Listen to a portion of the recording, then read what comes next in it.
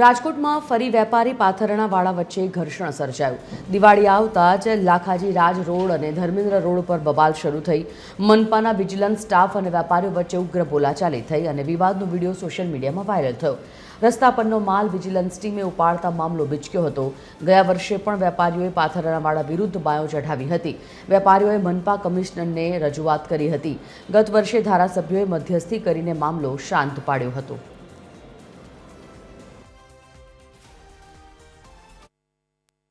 એ અવારનવાર આવે છે ને બે ભાઈ આપણા એને માલ એને જટી લઈ જઈએ હાથમાંથી જટીને લઈ જાય। આ કાંઈ એનો અધિકાર છે।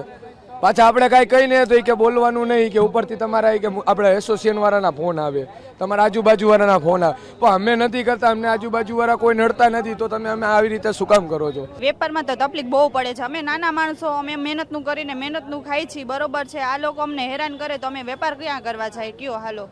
કોર્પોરેશન વાળાને તકલીફ હોય તો કોર્પોરેશન વાળા કે, દુકાનવાળાને તકલીફ હોય તો દુકાનવાળા કે, શોરૂમ વાળાને તકલીફ હોય તો શોરૂમ વાળા, બધાય છે ને બેહીને સોલ્યુશન કાઢો ને આવી રીતના બીજા ત્રીજાને હેરાન કરો ને એ નથી ગમતું છે। અને અમારી માંગ એક જ છે કે હવે લાખાજી રાજ રોડ ઉપર છે ને અમારે કોઈ પણ પ્રકારની કોર્પોરેશનની જરૂરત છે જ નહીં ભાઈ।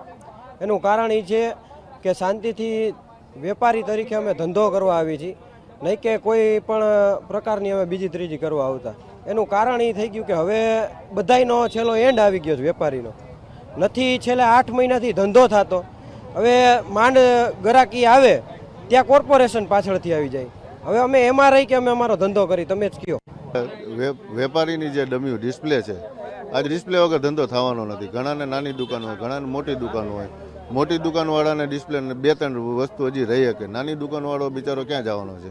એને ડિસ્પ્લે ક્યાં રાખવાનો? હવે પાથરણાનો જ્યારે આપણે પ્રશ્ન ઉપાડીએ છીએ ત્યારે પાથરણા સાથે હારે હારે અમારી ડમ્યું પણ પડે છે। કાલની જ વાત કરીએ આપણે તો કાલે 3 ગાડી ભરીને ડમ્યું વેપાર